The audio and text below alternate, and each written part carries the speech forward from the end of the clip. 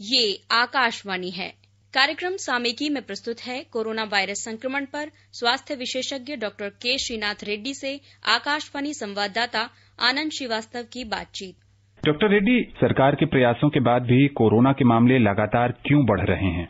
ये तो आप सारे दुनिया में देख रहे हैं, खाली भारत देश में नहीं, क्योंकि ये वायरस नया वायरस है। क्योंकि किसी के पास इस वायरस का पहले से कोई इम्यूनिटी नहीं है, मतलब वो रक्षा साधन कोई किसी के शरीर में बन के रहा नहीं है। और ये वायरस बहुत जल्दी से एक आदमी से दूसरे आदमी के पास बहुत तेजी से फैलता है, तो इसीलिए कई देशों में इसका प्रकोप ज्यादा रहा है। जैसा चीन में या साउथ कोरिया में या सिंगापुर में शुरुआत में उन्होंने कहा कि हमने बिल्कुल इसके ऊपर जीत पाया है, और वहां पे भी फिर केसेस होने लग गए हैं। तो ये वायरस एकदम से बाहर निकल के जाने वाला नहीं है, तो कुछ महीनों तक या शायद कुछ साल तक हमें इसके साथ जूझना पड़ेगा, और इसीलिए हमें सतर्क होना और सावधानी बरतना बिल्कुल आवश्यक है। देश के कुछ हिस्सों में कुछ समय पहले तक बहुत बड़ी तादाद में मरीज मिल रहे थे, अब वहां मरीजों की संख्या कम हो गई है। दूसरे जगहों पर संक्रमित मामले तेजी से बढ़ रहे हैं। तो क्या इसका मतलब ये समझा जाए कि कुछ जगहों पर कोरोना का पीक आकर चला गया और दूसरे जगहों पर अब ये आ रहा है? नहीं, वो पीक आके नहीं चला गया। बस यही था कि हम जो कदम उठाए थे उससे वो थोड़ा दब के बैठा हुआ था। फिर एकदम लोगों में थोड़ा सा लापरवाही आई, ज्यादा से ज्यादा लोगों को लगा कि बस ये खतरा तो टल गया, तो उससे वायरस को फिर एकदम तेजी से बढ़ने का मौका मिला। तो हमें यही देखना चाहिए कि हाँ, हमारे जीवन में हम बिल्कुल घर में बंद होकर बैठ नहीं सकते, कुछ कामकाज पे तो करना चाहिए और बाकी चीजों को भी करना चाहिए, मगर लापरवाही नहीं करना चाहिए। भारत के बहुत सारे गांवों में डॉक्टर रेड्डी अब भी कोरोना अपना पैर नहीं पसार पाया है, और उसका एक बड़ा कारण है कि वहां लोग सामाजिक जो सुरक्षित दूरी है, सोशल डिस्टेंसिंग, उसका पालन कर रहे हैं। साथ ही साथ जो दिशा निर्देश हैं सरकार के, वो भी निभा रहे हैं। शहरों में मामले ज्यादा देखने को मिल रहे हैं। आपके अनुसार शहर के लोग कहाँ लापरवाही बरत रहे हैं? नहीं, एक तो लापरवाही की बात नहीं है, क्योंकि शहरों में लोग ज्यादा रहते हैं, और जहाँ पे लोग ज्यादा एकत्रित होते हैं, जो क्राउड डेंसिटी हम कहते हैं ना, तो वहाँ पे अगर बहुत ज्यादा लोग रहते हैं तो वायरस बहुत जल्दी से फैलता है एक दूसरे से। दूसरा, वहाँ पे रफ्तार भी बहुत ज्यादा तेज होता है। अगर गांव में आपको कहीं जाना हो तो शायद आधा मील, 1 मील चलेंगे आप। यहाँ पे तो 10 मील, 20 मील आप बड़े आसानी से कोई गाड़ी पकड़ के चले जाते हैं, कई लोगों से मिल के आते हैं, कई जगह शॉपिंग करके आते हैं। तो वायरस को बहुत आसानी से मौका मिलता है कई लोगों के पास जाने के लिए और काफी दूर फैलने के लिए। तो गांव एक तरीके से इसलिए सुरक्षित है कि वहाँ का जीवन शैली ही अलग है। डॉक्टर रेड्डी, जब से कोरोना वायरस शुरू हुआ है तब से कहा जा रहा है कि जिन लोगों को पहले से कोई बीमारी है उन्हें ज्यादा सतर्क रहने की जरूरत है। आपसे ये समझना चाहेंगे कि जिन लोगों का हृदय का ऑपरेशन हो चुका है या स्टेंट लगा है या हृदय से संबंधित कोई उनको बीमारी है, वो अपना ध्यान इस समय कैसे रखें? देखिए, ये कोरोना का बीमारी हालांकि फेफड़ों के ऊपर ज्यादा असर करता है शुरुआत में, खून के नालियों द्वारा शरीर में हर एक अंग में पहुंच सकता है, और खास करके दिल के ऊपर भी उसका असर पड़ता है। तो ये बिल्कुल आवश्यक है कि अगर ब्लड प्रेशर के मरीज हो तो ब्लड प्रेशर को बिल्कुल ठीक काबू में रखें, और कोई दिल के लिए दवाइयां ले रहे हैं तो वो नियमित रूप से लें। ये जरूरी है देखना कि अगर कोरोना की बीमारी होता है तो अक्सर खून गाढ़ा जमा होने के चांसेस ज्यादा है। तो ये बिल्कुल आवश्यक है कि अपने एक तो दवाइयां ठीक तरीके से ले लें, ब्लड प्रेशर को काबू में रखें, मगर अगर बीमारी हो जाए तो डॉक्टर से संपर्क करें कि दवाइयों में किस प्रकार का बदलाव होनी चाहिए और क्या नए दवाइयां लेनी चाहिए ये खून को गाढ़ा बनने से रोकने के लिए। तो ये सारी चीजें डॉक्टर बताएंगे फिर। जी डॉक्टर रेड्डी, यहाँ एक और सवाल है कि जो लोग हृदय की बीमारी से परेशान होते हैं वो कई बार शिकायत करते हैं कि सांस फूल रही है। हमारे आसपास भी बहुत सारे ऐसे लोग हैं जो सिर्फ ये कहकर मास्क नहीं पहन रहे हैं कि मास्क लगाने से सांस फूलने लगती है, सांस लेने में बहुत दिक्कत होने लगती है। ऐसे में उनको क्या सलाह देंगे आप? मैं आपको एक ही बात बताना चाहता हूं, क्योंकि मैं भी दिल का डॉक्टर रह चुका हूं all India institute of medical sciences में। रोज हम जो कैथेटर लैब में वहां पे कैथेटराइजेशन करते थे सवेरे से शाम तक, हम दिन भर मास्क पहना करते थे, और जो सर्जरी ऑपरेशंस वगैरह करते हैं वो डॉक्टर लोग भी दिन भर मास्क पहना करते थे। तो किसी को भी कोई नुकसानदायक प्रभाव हुआ नहीं।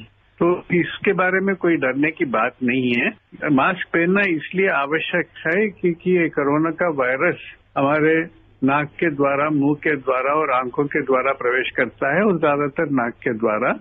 तो ये इस प्रकार के खतरे से बचने के लिए मास्क पहनना आवश्यक है। और सांस में रुकावट होने का या सांस में कोई बाधा होने की बात नहीं है। शुरुआत में कुछ अजब सा लगेगा मगर वो आदत पड़ जाएगा। डॉक्टर रेड्डी, यहाँ पर बहुत सारे श्रोताओं के जहन में एक और सवाल है कि देश के अलग अलग हिस्से में दोबारा से लॉकडाउन लगाया गया है। अब भी बहुत सारे हिस्से जो भारत के हैं वहां अनलॉक 2 चरण चल रहा है। ऐसे में जिन जगहों पर दोबारा लॉकडाउन नहीं लगा है वहां के लोग क्या सावधानी बरतें कि ऐसी नौबत ना आए? हालात अभी कुछ बदल गए हैं। शुरुआत में देश भर में लॉकडाउन इसलिए किया था कि एक तो लोगों को ये वायरस का संपर्क होने से बचाने के लिए और दूसरा जो हमारे अस्पतालों को और हमारे स्वास्थ्य सेवाओं को तैयार बनाने के लिए अगर वायरस का प्रकोप ज्यादा हो जाता है तो किस प्रकार की सेवा उनको जल्दी पहुंचाना है, तो उसके लिए जो कुछ भी तैयारी होनी चाहिए उसके लिए लॉकडाउन किया गया था। अभी देश के अलग अलग प्रांतों में अलग अलग रफ्तार से इन्फेक्शन चल रहा है। कुछ जगह ज्यादा है, जगह पहले काफी कम हो गया था तो थोड़ा फिर उभर रहा है। कुछ जगह पहले कभी नजर नहीं आया था, अब वहां पे नजर आ रहा है। तो अलग अलग एरिया में, अलग अलग जगह में अलग अलग स्ट्रैटेजी बनाना बनता है। हमें बिल्कुल ये सावधानी बरतना चाहिए कि हम एक तो मास्क पहने, हाथ को बार बार पानी के साथ या साबुन के साथ धोएं ताकि वायरस का संक्रमण न हो। और तीसरी बात यह है कि जहां पे ज्यादा लोग इकट्ठा होते हैं तो ऐसे प्रदेशों से दूर हैं। और बेहतर है कि इस प्रकार का लोग एकदम जम जाने का जो आदत है उसको छोड़ दें सभी लोग। और खास करके जो इंडोर ऑफिसेस हैं या कोई इंडोर शॉपिंग एरिया है, क्योंकि ये वायरस जल्दी निकलता नहीं है जैसा बाहर के प्रदेशों में जो खुली जगह पे जो हवा के असर से वायरस बह जाता है। मगर एक ऑफिस में या स्कूल में या जो शॉपिंग एरिया है वहां पे हवा का प्रसार उतना खुल के नहीं होता, तो वहां पे वायरस ज्यादा देर टिकने का संभावना है। तो इसीलिए ऐसे जगहों में काफी सारे लोग अगर एकत्रित हो जाएंगे तो वहां पे खतरा बढ़ जाता है। जी बिल्कुल। तो एक तो हमें भीड़ नहीं बनाना चाहिए और बंद जगहों में बहुत ज्यादा देर नहीं रहना चाहिए। हाँ, अगर ऑफिस में, स्कूल में काम करना है तो मास्क तो जरूर पहनना चाहिए बिल्डिंग के अंदर भी, ताकि वायरस हमारे शरीर के अंदर प्रवेश न करें। तो इस प्रकार के सावधानी हमें अपनाना चाहिए। डॉक्टर रेड्डी, अपने आसपास कई सारे ऐसे लोग हम देख रहे हैं जिनको कि थोड़े समय के लिए 1-2 दिन बुखार आता है, नाक भी बहती है, गले में खराश भी महसूस करते हैं, वो पैरासीटामोल या इस तरह की दवाइयां ले लेते हैं और वो अपना काम जो है वो नियमित ढंग से करते हैं, दफ्तर जाते हैं, मार्केट जाते हैं और उसके कुछ समय बाद पता चलता है कि वो कोरोना संक्रमित हो गए। ऐसे लोगों को आप क्या सलाह देंगे जिन्हें 1-2 दिन से बुखार आ रहा है, सर्दी भी है, गले में खराश भी है? कई लोगों को पता नहीं चलता कि उनको ये कोरोना की बीमारी लगी है क्योंकि लक्षण बहुत ही हल्के से होते हैं और कुछ लोगों में कोई लक्षण होते ही नहीं। तो वो लोगों का ये खतरा है कि वो अगर ज्यादा घूमने लगे तो वायरस को दूसरे लोगों को वो पहुंचा देंगे और दूसरे लोग बीमार हो सकते हैं। अगर कोई आपको शक हो जरूर जाके जांच करा लीजिए। अगर आपको ज्यादा बीमारी के लक्षण नहीं महसूस कर रहे हैं, आपको लगता है कि आप मार्केट जा सकते हैं या काम पे जा सकते हैं, तो जरूर आप मास्क पहन लीजिए ताकि अगर गलती से भी आप खांसे तो वायरस आपके मुंह से निकल के दूसरों के पास नहीं पहुंचेगा। ये मास्क पहनने का एक फायदा है कि आपको दूसरों का खांसी से कोई बीमारी का संपर्क होने का खतरा कम हो जाता है और आपसे भी ये बीमारी दूसरों के पास जाने का खतरा भी कम हो जाता है। डॉक्टर रेड्डी, आकाशवाणी से जुड़ने के लिए आपका बहुत बहुत शुक्रिया। शुक्रिया। अभी आप सुन रहे थे कोरोना वायरस संक्रमण पर स्वास्थ्य विशेषज्ञ डॉक्टर के श्रीनाथ रेड्डी से आकाशवाणी संवाददाता आनंद श्रीवास्तव की बातचीत। ये कार्यक्रम आकाशवाणी के समाचार सेवा प्रभाग द्वारा प्रस्तुत किया गया। इसे आप हमारे mobile app news on AIR पर भी सुन सकते हैं। इस कार्यक्रम के संबंध में अपनी प्रतिक्रिया आप हमें ईमेल कर सकते हैं। पता है airnsdtalks@gmail.com। ये कार्यक्रम फिर से सुनने के लिए लॉग ऑन करें हमारी वेबसाइट newsonair.com।